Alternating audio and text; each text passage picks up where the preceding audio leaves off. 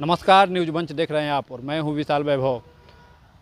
पूर्व केंद्रीय मंत्री अनुराग ठाकुर जो है आज पटना पहुंचे और पटना पहुंचते ही जो है उन्होंने पीएम मोदी के कार्यों की तारीफ़ करते हुए विपक्ष पर बड़ा हमला बोला। साथ ही जो है कांग्रेस पर भी जो है उन्होंने जमकर निशाना साधा है। तो क्या कुछ कहा है पूर्व केंद्रीय मंत्री अनुराग ठाकुर, आपको छोड़ जाते हैं उनके प्रतिक्रियाओं के साथ। बने रहिए न्यूज मंच के साथ। न्यूज मंच के लिए विशाल वैभव, पटना। तो राहुल गांधी बिहार आए हैं, बिहार में इसी बार चुनाव होने तैयारी में जुट गए सभी लोग। कांग्रेस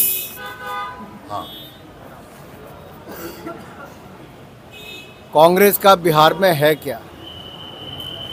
ना कोई नेता है, ना नीति है और नीयत में भी खोट है। और जब जब कांग्रेस ने जिन जिन का समर्थन यहाँ पे किया है उनके आने पे बिहार में जंगल राज ही आया है। और बिहार के लोग विकास चाहते हैं और जेडीयू भाजपा की गठबंधन की सरकार ने और एनडीए की सरकार ने लगातार बिहार में जो शानदार काम किया है, हज़ारों करोड़ रुपए के निवेश के साथ केंद्र और राज्य की सरकारों ने बिहार को नई ऊंचाइयों पर ले जाने का काम कर रहे हैं। और अगले 5 वर्ष भी बिहार के लिए महत्वपूर्ण होंगे, क्योंकि जिस तरह से यहाँ पर सड़क, रेल, शिक्षा, स्वास्थ्य, अन्य क्षेत्रों में काम हुआ है वो अपने आप में सराहनीय है। और एक बार फिर एनडीए की सरकार यहाँ पर बनने जाएगी। प्रधानमंत्री का 24 अप्रैल को दौरा है, कई योजनाओं के शुभारंभ भी करेंगे, नमो भारत ट्रेन का भी। क्या लगता है किस तरीके से चुनावी घोषणा का फायदा हो पाएगा? माननीय प्रधानमंत्री जी का बिहार प्रेम सब जानते हैं।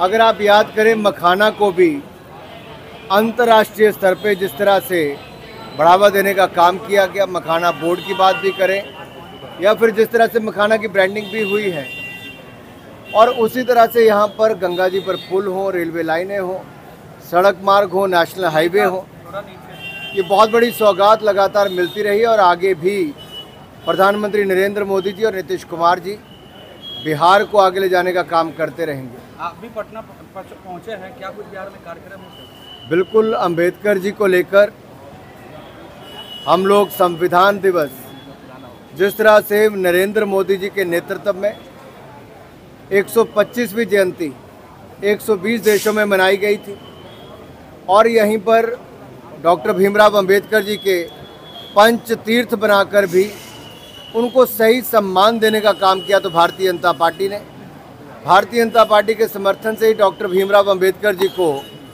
जहां एक और भारत रत्न, दूसरी ओर पार्लियामेंट में भी तेल चित्र उनके नाम पर उनका लगा, तो सेंट्रल हॉल में लगा, संविधान कक्ष में लगा।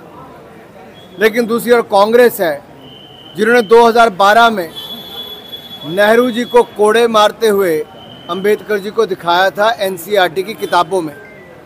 कांग्रेस को माफ़ी मांगनी चाहिए अंबेडकर जी से, अनुसूचित जाति समुदाय से, क्योंकि एनसीईआरटी की किताबों में जिस तरह से नेहरू जी को कोड़े मारते हुए दिखाया था, ये कांग्रेस की सोच दिखती है कि कैसे वो दलित विरोधी है, अंबेडकर विरोधी है। और नेहरू जी ने अंबेडकर जी का अपने मंत्रिमंडल से जैसे मजबूर किया इस्तीफा देने के लिए, अंबेडकर जी को चुनाव हराने का काम ये पंडित नेहरू जी ने किया था, कांग्रेस पार्टी ने किया था। और एक तरह से घुट-घुट कर उनको जीवन जीने पर मजबूर कांग्रेस पार्टी ने किया। लेकिन सही मायने में अंबेडकर जी को सम्मान दिया तो भारतीय जनता पार्टी ने और नरेंद्र मोदी जी की सरकार ने। राहुल गांधी बोस्टन में है सर, वहाँ उन्होंने फिर से एक बार इलेक्शन कमीशन के कॉम्प्रोमाइज होने का बात किया है, महाराष्ट्र की वोटिंग का हवाला दिया है। सर कैसे देखते हैं इसको? दुनिया भर में भारत को बदनाम करने का काम कांग्रेस पार्टी और उनके युवराज करते हैं। जिस पार्टी ने 60 साल देश में राज किया हो, वो जब चुनाव हारना शुरू करे तो उस पर चिंतन नहीं करती, विचार विमर्श नहीं करती, उस पे क्या बदलाव चाहिए, जनता ने उनको क्यों नकारा, उस पार्टी में आंतरिक लोकतंत्र खत्म हो चुका है। कांग्रेस में एक परिवार तक सीमित होकर रह गई और उस परिवार के सदस्य भारत को बदनाम और भारत की संवैधानिक संस्थाओं को बदनाम करने का काम दुनिया भर में जाकर करते हैं। कभी ईवीएम पर ठीकरा फोड़ते हैं, कभी इलेक्शन कमीशन पर ठीकरा फोड़ते हैं, कभी भारत की लोकतंत्रीय प्रणाली पर ठीकरा फोड़ते हैं। और ये वो लोग हैं जिनके परिवार की 3-3 पीढ़ियां प्रधानमंत्री रही और चौथी पीढ़ी ने रिमोट कंट्रोल से सरकार को चलाया है। पश्चिम बंगाल में जिस तरीके से घटना घटी, मिथुन चक्रवर्ती ने कहा है कि वहाँ राष्ट्रपति शासन लागू कर देना चाहिए। मैं बिहार के बाद शाम को बंगाल ही जा रहा हूँ, बंगाल पर वहाँ पे टिप्पणी करूँगा। निशिकांत दुबे ने जिस तरीके से कहा है, भारतीय जनता पार्टी के राष्ट्रीय अध्यक्ष श्रीमान जगत प्रकाश नड्डा जी ने बड़ा स्पष्ट किया है कि भारतीय जनता पार्टी भारतीय न्याय प्रक्रिया में, न्यायालयों में विश्वास रखती है, उनका मान सम्मान करती है और आज तक करती रही है। ये कोई पहला उदाहरण नहीं है, ऐसे अनेकों उदाहरण लगातार। जब कांग्रेस नेहरू जी के समय आमने सामने हो गई थी जुडिशरी के, इंदिरा गांधी जी ने जो इमरजेंसी लगाकर भारत के लोकतंत्र को तार तार किया, वो काला अध्याय था। बाबा साहब अंबेडकर के संविधान का जो चीरहरण किया वो कांग्रेस पार्टी ने किया, बहुत सारे संशोधन लाकर भी किया। कार्यकाल 5 साल से 6 साल जो लोकसभा का किया वो इंदिरा जी के समय हुआ।